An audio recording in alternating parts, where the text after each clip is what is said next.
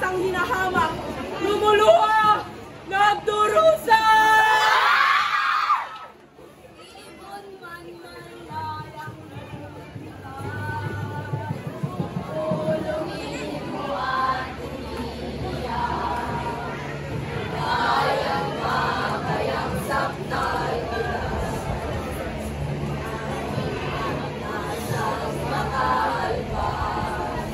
Panahon, kasaysayan, henerasyon. Sa bawat panahon, sa bawat kasaysayan, sa bawat henerasyon, may kalawakan ng isip, may palitan ng paniniwala, may tagisan ng matuwid, magiging ito'y magbunga ng tuwa. Ng lungkot, ng lungkot, ng galit, ng galit, ng galit.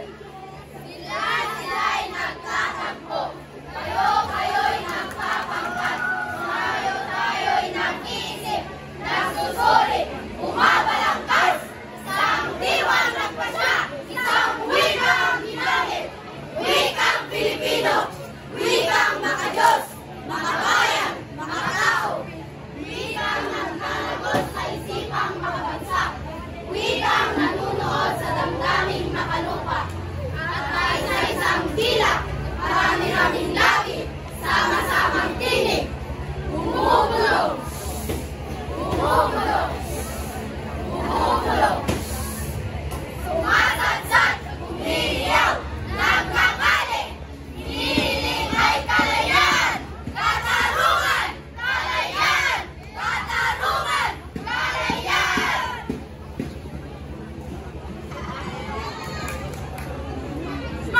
Hanggang kailan susukatin? Hanggang kailan bubuhayin? Hanggang kailan maangkin? Layang mangusap, layang sumulat, layang mamuhay, layang manalig, layang umalakak, layang magimagsi, magimagsi, magimagsi!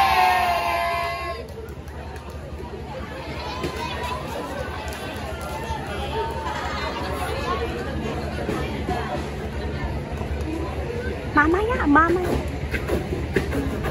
Pangkat-pangkat, sama-sama, kapit-bisig, bawat isa.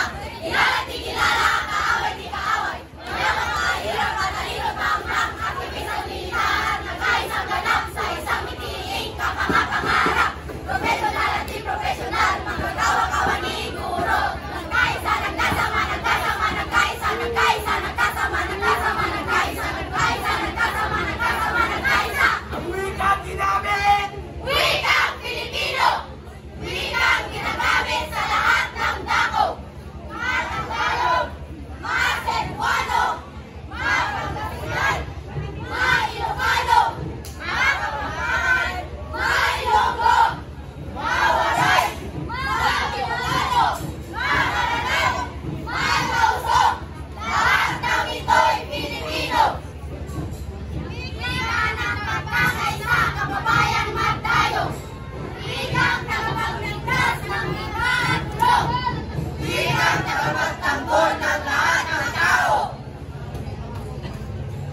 Wikang Pilipino, pambansang kalayaan at pagkakaisa. Ivan P. Villamberte. Wikang Pilipino. Wikang Pilipino. Wikang Pilipino. Wikang Pilipino. Wikang Pilipino. Wikang Pilipino. Wikang Pilipino. Wikang Pilipino.